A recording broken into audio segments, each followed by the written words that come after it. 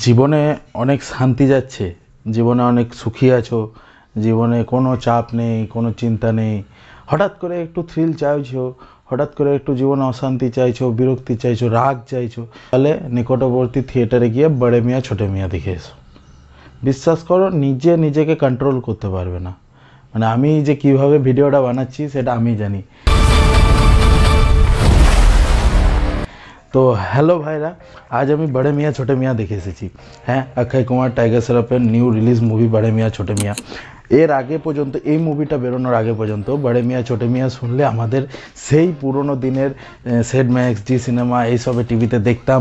অমিতাভ বচ্চন আর গোবিন্দা, সেই মানে একটা মনে রাখার মতো মুভি ছিল বড়ে মিয়াঁ ছোটে মিয়াঁ, যেটার মধ্যে কমেডি ছিল, অ্যাকশন ছিল, মজা ছিল, দেখতে মজা লাগতো। বারবার দিলে বারবার দেখতাম, এমন না একবার দেখে আমাদের মন পোষাচ্ছে এরকম না। তো সেই রকম একটা নামের মুভিকে, তার যে ব্যাকগ্রাউন্ড থিম মিউজিক ছিল, তার যে কমেডি ছিল, সেই জিনিসটা রেফারেন্স নিয়ে এই গুটা বানিয়েছে এরা। মানে আলী আব্বাস জাফর এত ভালো ভালো মুভি আমাদেরকে এর আগে দিয়েছে, সেই গুটা বানিয়েছে। মানছি এই মুভিটার মধ্যে প্রচণ্ড খরচা করা হয়েছে প্রথম, হ্যাঁ দেখা যায় খরচাটা দেখা যায়। ফাইট সিন অনেকগুলো ডিজাইন করেছে, ভালো ভালো ফাইট সিন ডিজাইন করেছে, সব ঠিক আছে। প্রথম এই মুভিটা শুরুর পরেই যে একটা অ্যাকশন সিন আছে, ঘোড়ার মধ্যে দুজন চলে যাচ্ছে, প্রথমে দেখে মনে হবে হলিউডের কোনো সেই ঐতিহাসিক ফিল্ম দেখছি আমরা, যে এবারে যুদ্ধ তরল বার করে যুদ্ধ হবে। তারপর হঠাৎ করে আবার টেররিজম, আর স্টোরি সেই একই স্টোরি, যে নিজের দেশেরই একজনকে কেউ কোনো কালে কোনো আর্মি তাকে কোনো অপমান করেছিল, সে ঘুরে ফিরে এসে আবার তার বদলা নিচ্ছে এবং নিজের দেশের উপরই হার্ম হচ্ছে। সেই একই গল্পকে ঘুরিয়ে পেঁচিয়ে দেখানো। গোটা সিনেমাটাতে যদি আমার কাউকে ভালো লেগেছে তো পৃথ্বীরাজ সুকুমারনের অ্যাক্ট ভালো লেগেছে। ও যে মানে ওর ভয়েস বলো, ওর যে পার্সোনালিটি বলো, আমার ওইগুলো দেখতে ভালো লাগছিল।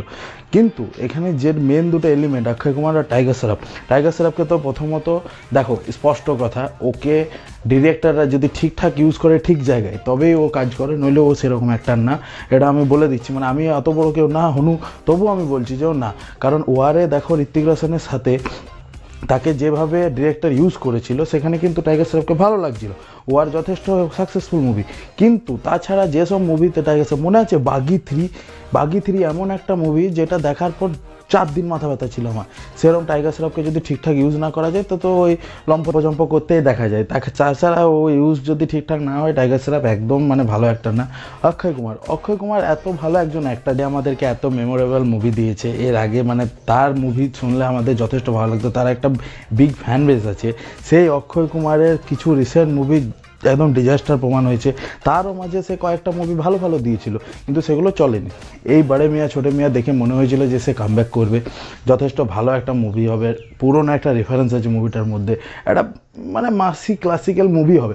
কিন্তু কোনো অ্যাঙ্গেল থেকে না বস, মানে শুধু আন্ধারাকা মারামারি দুমদাম চলছে, মানে এইখানে ফাইট চলছে, সেখানে ফাইট চলছে, গোটা মুভিটা শুধু লাউড ব্যাকগ্রাউন্ড মিউজিক আর মানে মানে ইললজিক্যাল সব জিনিসপত্র। মানছি ঠিক আছে, মুভি এন্টারটেনমেন্টের জন্য আমি বরাবর বলে এসেছি, আমার লজিক ফজিক অত কাজে দেয় না। মুভি দেখতে যদি মজা লাগে, তাতে লজিক থাক না থাক আমার খুব ভালো লাগে। আমি নাম করেছি, এমন মুভি আছে যে সবাই রোস্ট করেছে, কিন্তু যদি আমি দেখে এন্টারটেন ফিল করেছি তো আমি সেটা ভিডিওতে সোজা সবটা এসে বলেছি, আমার কাছে লজিক অত ম্যাটার করে না। কিন্তু এই মুভিতে মানে এত বন্দুক চলছে, গুলি চলছে, লাগবে না, ঠিক আছে না লাগুক, মুভি এন্টারটেনমেন্টের জন্য। কিন্তু একটা স্টোরি তো দাও বস, একটা স্টোরি দাও, একটা ভালো রিজন দাও এটার জন্য, মানে সব জিনিসটা। তবে হ্যাঁ, কিছু কমেডি সিন ছিল, যে অক্ষয় কুমার সেই রাজুর স্টাইলে দাঁড়ানো, ঠিক আছে ওটা কাজ করেছে। কিন্তু আবার টাইগার শ্রফ যেটা বলছে ওটা মোটেও কাজ করেনি, মানে ভালো লাগেনি বস, একদম ডিজাস্টার মুভি লেগেছে। তোমরা যদি তোমাদের সময় পয়সা মানে ধ্যান জ্ঞান সব বাঁচাতে চাও তো এই মুভিটা দেখতে যেও না। এমনিতেও মুভিটা ফেল করে গেছে, আমি অনেক দিন পর ভিডিও বানিয়েছি, এর আগে রিভিউ তোমরা সব শুনে নিয়েছো। তবে আমি ভিডিওটাই বানাতাম না, আমার ইচ্ছাই ছিল না এরকম ভিডিও বানানোর, কারণ ক্যামেরার সামনে বসে খারাপ বলতে ভালো লাগে না, মুভি সাপোর্ট করতে আমার খুব ভালো লাগে। কিন্তু সেরকম মুভি বানাবে তবে না, এত খরচা করে এত করে, এই পয়সাটা আমাদের বাংলা ইন্ডাস্ট্রিতে দাও, দেখো কত বড় মুভি বানিয়ে দেবে, কি বানাচ্ছে মানে ফালতু। তো বাকি তোমাদের ওপিনিয়ন বলো, তোমাদের যদি বড়ে মিয়াঁ ছোটো মিয়াঁ ভালো লেগেছে তো আমাকে সেটা কমেন্ট সেকশনে জানাও বস। আমার তো ভালো লাগেনি, আমি আবারও বলছি। বাকি তোমাদের যা ওপিনিয়ন সেটা আমাকে কমেন্ট সেকশনে জানাও। ভিডিওটা যদি ভালো লাগে ভিডিওটাকে লাইক করো। এর থেকে ভালো তোমরা মির্জাও লেগেছে সামনাসামনি থিয়েটারে, তোমাদের গিয়ে দেখো, মির্জা দেখে যথেষ্ট এন্টারটেন ফিল করবে। আমার মির্জা মুভি রিভিউটা যদি না দেখে থেকেছো, এখানে কোথাও একটা আসছে, দেখে নিও। বাকি দেখা হচ্ছে নেক্সট ভিডিওতে। বাই। বন্ধু আমার রসিয়া খাটের উপরে বসিয়া কি একখান গান বানাইছে।